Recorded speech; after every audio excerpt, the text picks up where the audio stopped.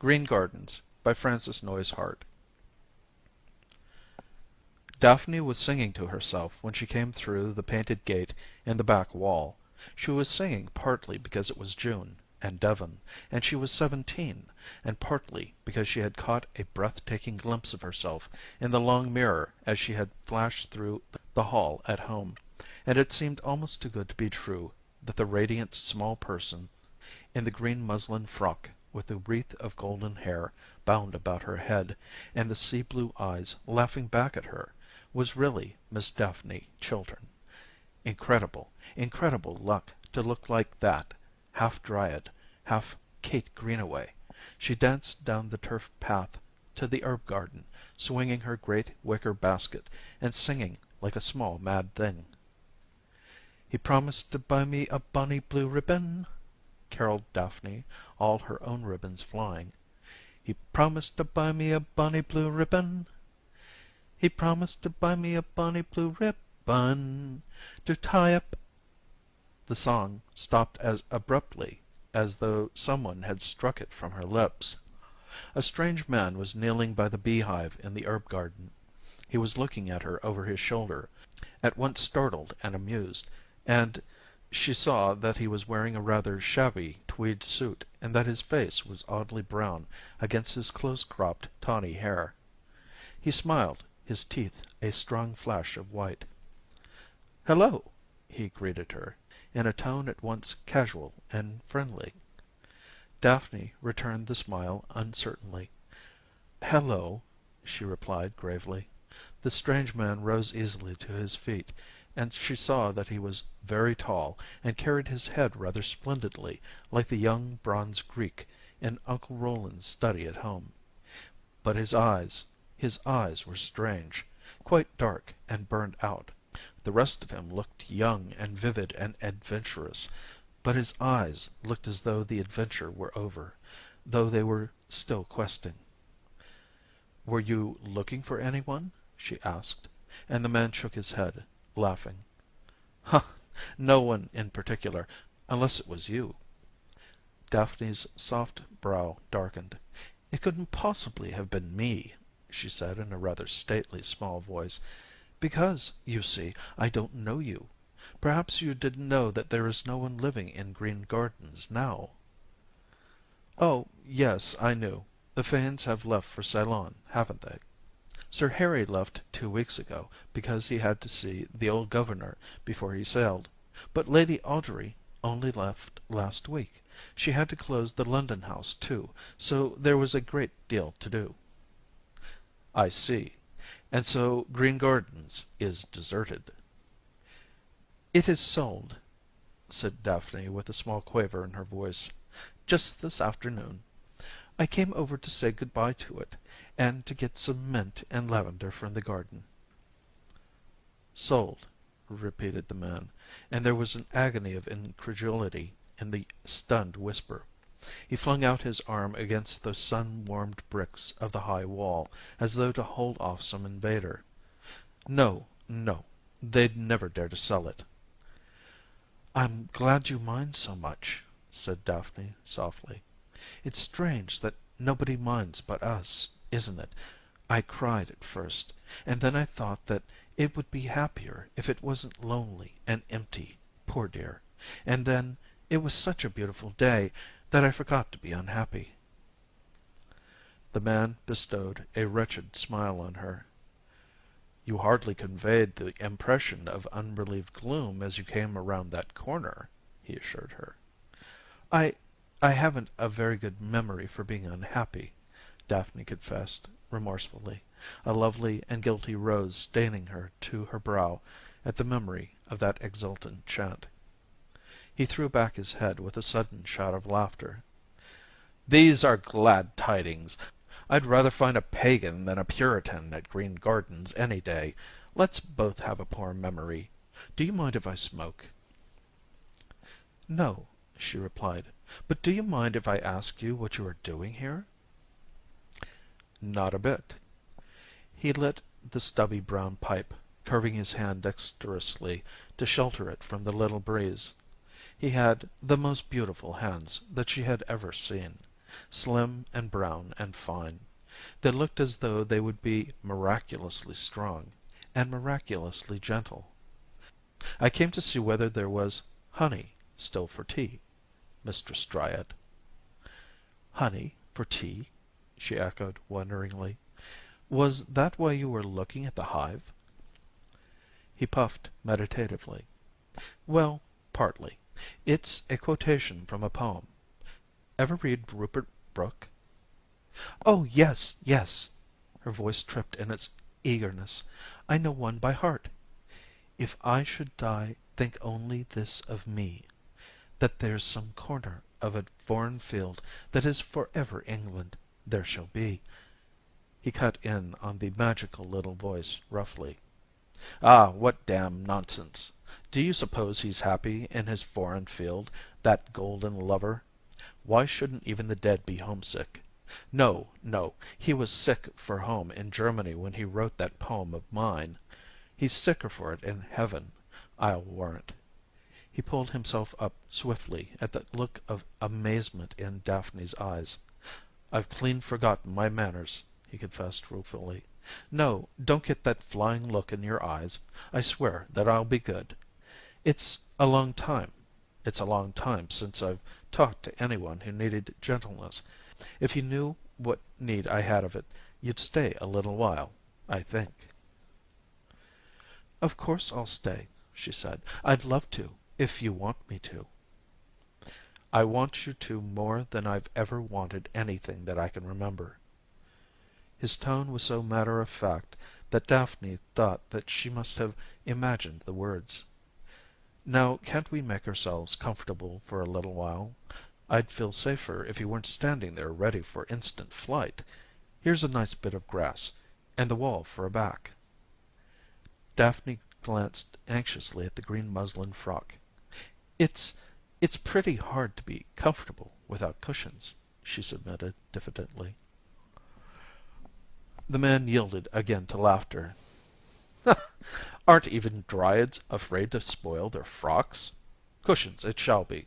There are some extra ones in the chest in the East Indian room, aren't there?" Daphne let the basket slip through her fingers, her eyes black through sheer surprise. "But how did you know? How did you know about the lacquer chest?" she whispered breathlessly. "Oh, devil take me for a blundering ass!"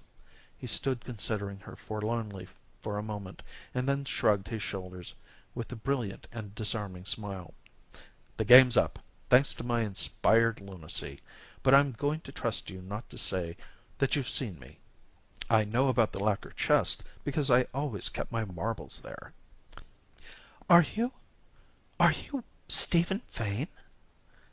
At the odd whisper the man bowed low, all mocking grace, his hand on his heart, the sun burnishing his tawny head.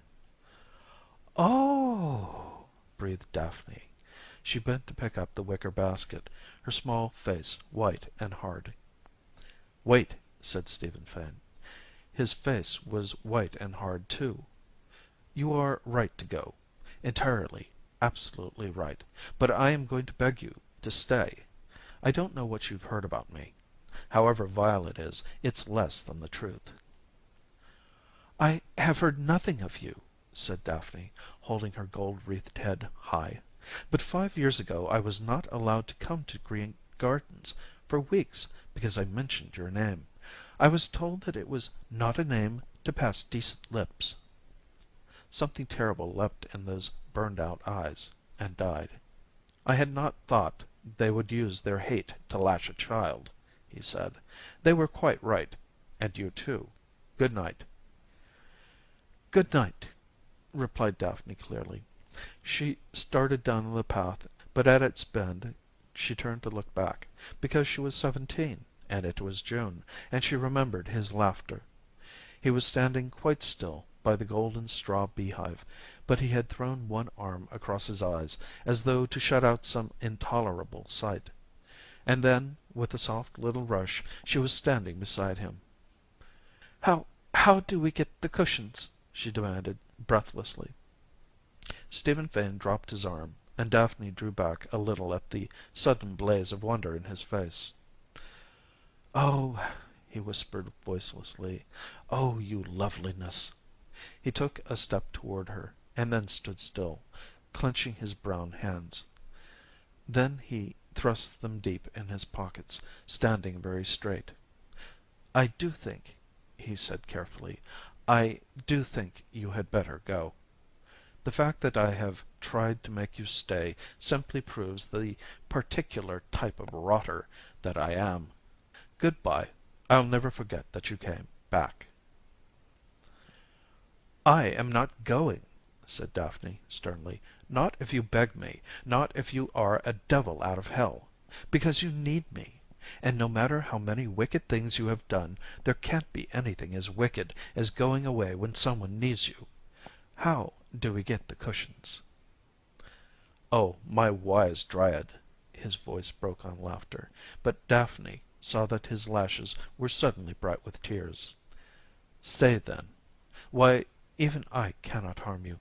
God himself can't grudge me this little space of wonder. He knows how far I've come for it, how I've fought and struggled and ached to win it, how in dirty lands and dirty places I've dreamt of summer twilight in a still garden. And England, England." "Didn't you dream of me?" said Daphne wistfully, with a little catch of reproach. He laughed again, unsteadily. "Why, who could ever dream of you, my wonder? You are 1,000,000 dreams come true." Daphne bestowed on him a tremulous and radiant smile. "Please let us get the cushions. I think I am a little tired." "And I am a graceless fool. There used to be a pane of glass cut out in one of the south casement windows. Shall we try that?" "Please, yes. How did you find it, Stephen?" She saw again that thrill of wonder on his face, but his voice was quite steady. "I didn't find it. I did it. It was uncommonly useful, getting in that way sometimes, I can tell you. And by the Lord Harry, here it is. Wait a minute, loveliness. I'll get through and open the south door for you. No chance that way of spoiling the frock." He swung himself up with the swift, sure grace of a cat, smiled at her, vanished. It was hardly a minute later that she heard the bolts dragging back in the south door, and he flung it wide.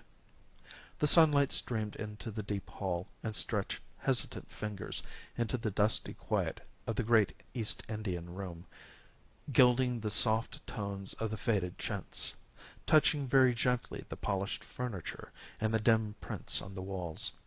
He swung across the threshold without a word, Daphne tiptoeing behind him. "How still it is," he said in a hushed voice. "How sweet it smells." "It's the pot pourri in the Canton jars," she told him shyly. "I always made it every summer for Lady Audrey. She thought I did it better than any one else. I think so, too." She flushed at the mirth in his eyes, but held her ground sturdily. "Flowers are sweeter for you if you love them, even dead ones," she explained bravely. "They would be dead indeed if they were not sweet for you." Her cheeks burned bright at the low intensity of his voice, but he turned suddenly away. "Oh, there she sails. There she sails still, my beauty. Isn't she the proud one, though? Straight into the wind." He hung over the little ship model, thrilled as any child. "The Flying Lady. See where it's painted on her? Grandfather gave it to me when I was 7. He had it from his father when he was 6. Lord, how proud I was." He stood back to see it better, frowning a little. "One of those ropes is wrong. Any fool could tell that." His hands hovered over it for a moment, dropped. "No matter. The new owners are probably not seafarers. The lacquer chest is at that far end, isn't it? Yes, here. Are 3 enough? 4? We're off." But still he lingered, sweeping the great room with his dark eyes. "It's full of all kinds of junk. They never liked it. No period, you see. I had the run of it. I loved it as though it were alive. It was alive for me. From Elizabeth's day down, all the family adventurers brought their treasures here, beaten gold and hammered silver, mother of pearl and peacock feathers, strange woods and stranger spices, porcelains and embroideries and blown glass. There was always an adventurer somewhere in each generation, and however far he wandered, he came back to Green Gardens to bring his treasures home. When I was a yellow-headed imp of Satan, hiding my marbles in the lacquer chest, I used to swear that when I grew up I would bring home the finest treasure of all, if I had to search the world from end to end. And now the last adventurer has come home to Green Gardens, and he has searched the world from end to end, and he is empty-handed. "No, no," whispered Daphne. "He has brought home the greatest treasure of all, that adventurer. He has brought home the beaten gold of his love, and the hammered silver of his dreams, and he has brought them from very far." "He had brought greater treasures than those to you, Lucky Room," said the last of the adventurers. "You can never be sad again. You will always be gay and proud, because for just one moment he brought you the gold of her hair and the silver of her voice." "He is talking great nonsense, Room," said a very small voice, "but it is beautiful nonsense, and I am a wicked girl, and I hope that he will talk some more. And, please, I think we will go into the garden and see." All the way back down the flagged path to the herb garden they were quiet. Even after he had arranged the cushions against the rose-red wall, even after he had stretched out at full length beside her and lighted another pipe. After a while he said, staring at the straw hive, "There used to be a jolly little fat brown one that was a great pal of mine. How long do bees live?" "I don't know," she answered vaguely, and after a long pause, full of quiet, pleasant odors from the bee garden, and the sleepy, happy noises of small things tucking themselves away for the night, and the faint but poignant drift of tobacco smoke, she asked, "What was it about honey still for tea?" "Oh, that." He raised himself on one elbow so that he could see her better. "It was a poem I came across while I was in East Africa. Someone sent a copy of Rupert Brooke's things to a chap out there, and this one fastened itself around me like a vise. It starts where he is sitting in a cafe in Berlin with a lot of German Jews around him, swallowing down their beer, and suddenly he remembers. All the lost, unforgettable beauty comes back to him in that dirty place. It gets him by the throat. It got me, too. Ah, God! To see the branches stir across the moon at Grantchester, to smell the thrilling, sweet and rotten, unforgettable, unforgotten river smell, and hear the breeze sobbing in the little trees. Oh, is the water sweet and cool, gentle and brown above the pool, and laughs the immortal river still under the mill, under the mill. Say, is there beauty yet to find, and certainty, and quiet kind, deep meadows yet for to forget the lies and truths and pain? Oh, yet stands the church clock at 10 to 3, and is there honey still for tea? "That's beautiful," she said, "but it hurts." "Thank God, you'll never know how it hurts, little golden heart in quiet gardens. But for some of us, caught like rats in the trap of the ugly fever we call living, it was black torture, and yet our dear delight to remember the deep meadows we had lost, to wonder if there was honey still for tea." "Stephen, won't you tell me about it? Won't that help?" And suddenly some one else looked at her through those haunted eyes, a little boy, terrified and forsaken. "Oh, I have no right to soil you with it, but I came back to tell some one about it. I had to. I had to. I had to wait until father and Audrey went away. I knew they'd hate to see me. She was my stepmother, you know, and she always loathed me, and he never cared. In East Africa I used to stay awake at night thinking that I might die, and that no one in England would ever care. No one would know how I had loved her. It was worse than dying to think that. "But why couldn't you come back to Green Gardens? Why couldn't you make them see, Stephen?" "Why, what was there to see? When they sent me down from Oxford for that dirty little affair (I was only 19), and they told me I had disgraced my name and Green Gardens and my country, and I went mad with pride and shame, and swore I'd drag their precious name through the dirt of every country in the world. And I did. And I did." His head was buried in his arms, but Daphne heard. It seemed strange indeed to her that she felt no shrinking and no terror, only great pity for what he had lost, great grief for what he might have had. For a minute she forgot that she was Daphne, the heedless and gay-hearted, and that he was a broken and evil man. For a minute he was a little lad, and she was his lost mother. "Don't mind, Stephen," she whispered to him. "Don't mind. Now you have come home. Now it is all done with, that ugliness. Please, please don't mind." "No, no," said the stricken voice. "You don't know. You don't know. Thank God. But I swear I've paid. I swear I have. When the others used to take their dirty drugs to make them forget, they would dream of strange paradises, unknown heavens.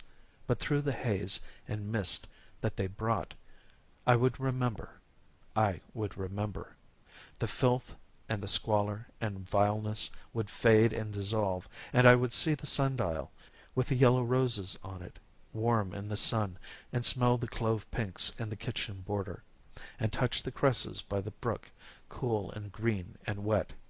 All the sullen drums and whining flutes would sink to silence, and I would hear the little yellow-headed cousin of the vicar's singing in the twilight, singing, 'There is a lady, sweet and kind,' and 'Weep you no more, sad fountains,' and 'Hark, hark the lark,' and the small painted yellow faces and the little wicked hands and perfumed fans would vanish, and I would see again the gay beauty of the lady who hung above the mantel in the long drawing room, the lady who laughed across the centuries in her white muslin frock, with eyes that matched the blue ribbon in her wind-blown curls, the lady who was as young and lovely as England for all the years. Oh, I would remember. I would remember.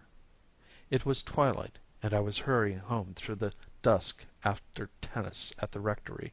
There was a bell ringing quietly somewhere, and a moth flying by brushed against my face with velvet, and I could smell the hawthorn hedge glimmering white, and see the first star swinging low above the trees, and lower still, and brighter still, the lights of home. And then before my very eyes they would fade, dimmer and dimmer. They would flicker and go out, and I would be back again, with tawdriness and shame and vileness fast about me, and I would pay. "But now you have paid enough," Daphne told him. "Oh, surely, surely, you have paid enough. Now you have come home. Now you can forget." "No," said Stephen Fane. "Now I must go." "Go?" At the small, startled echo he raised his head. "What else?" he asked. "Did you think that I would stay?" "But I do not want you to go." Her lips were white, but she spoke very clearly. Stephen Fane never moved, but his eyes, dark and wondering, rested on her like a caress. "Oh, my little loveliness, what dream is this?" "You must not go away again. You must not." "I am baser than I thought," he said, very low. "I have made you pity me. I who have forfeited your lovely pity this long time. It cannot even touch me now. I have sat here like a dark Othello telling tales to a small white Desdemona. And you, God help me, have thought me tragic and abused. You shall not think that. In a few minutes I will be gone. I will not have you waste a dream on me. Listen. There is nothing vile that I have not done. Nothing, do you hear? Not clean sin, like murder. I have cheated at cards, and played with loaded dice, and stolen the rings off the fingers of an Argentine Jewess who—" His voice twisted and broke before the lovely mercy in the frightened eyes that still met him so bravely. "But why, Stephen?" "So that I could buy my dreams. So that I could purchase peace with little dabs of brown in a pipe bowl, little puffs of white in the palm of my hand, little drops of liquid on a ball of cotton. So that I could drug myself with dirt, and forget the dirt and remember England." He rose to his feet with that swift grace of his, and Daphne rose too, slowly. "I am going now. Will you walk to the gate with me?" He matched his long step to hers, watching the troubled wonder on her small white face intently. "How old are you, my Dryad?" "I am 17." "17! Oh, God, be good to us. I had forgotten that one could be 17. What's that?" He paused, suddenly alert, listening to a distant whistle, sweet on the summer air. "Oh, that is Robin." "Ah!" His smile flashed, tender and ironic. "And who is Robin?" "He is just Robin. He is down from Cambridge for a week, and I told him that he might walk home with me." "Then I must be off quickly. Is he coming to this gate?" "No, to the south one." "Listen to me, my Dryad. Are you listening?" For her face was turned away. "Yes," said Daphne. "You are going to forget me, to forget this afternoon, to forget everything but Robin whistling through the summer twilight." "No," said Daphne. "Yes. Because you have a very poor memory about unhappy things. You told me so. But just for a minute after I have gone you will remember now all is very well with me. Because I have found the deep meadows, and honey still for tea. And you are to remember that for just 1 minute. Will you? And now good bye." She tried to say the words, but she could not. For a moment he stood staring down at the white pathos of the small face, and then he turned away. But when he came to the gate, he paused and put his arms about the wall, as though he would never let it go, laying his cheek against the sun-warmed bricks, his eyes fast closed. The whistling came nearer, and he stirred, put his hand on the little painted gate, vaulted across it lightly, and was gone. She turned at Robin's quick step on the walk. "Ready, dear? What are you staring at?" "Nothing. Robin, Robin, did you ever hear of Stephen Fane?" He nodded grimly. Do you know what he is doing now?" "Doing now?"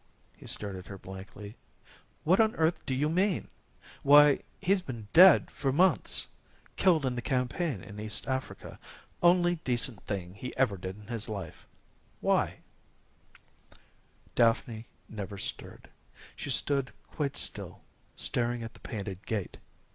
Then she said, very carefully, "Someone thought that they had seen him quite lately." Robin laughed comfortingly.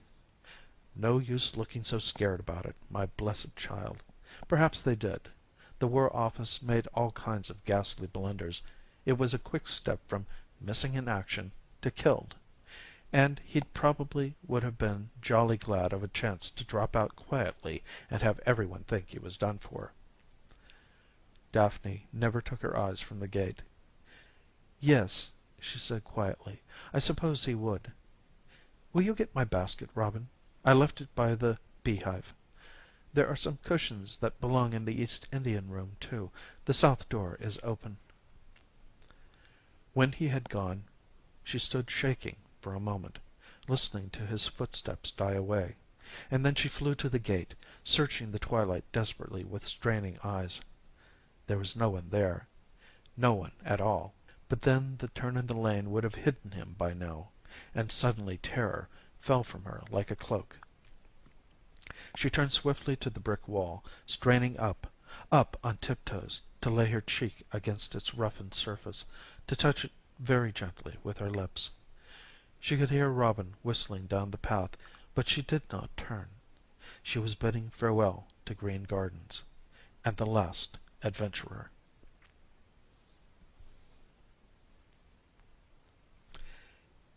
End of Green Gardens by Frances Noyes Hart.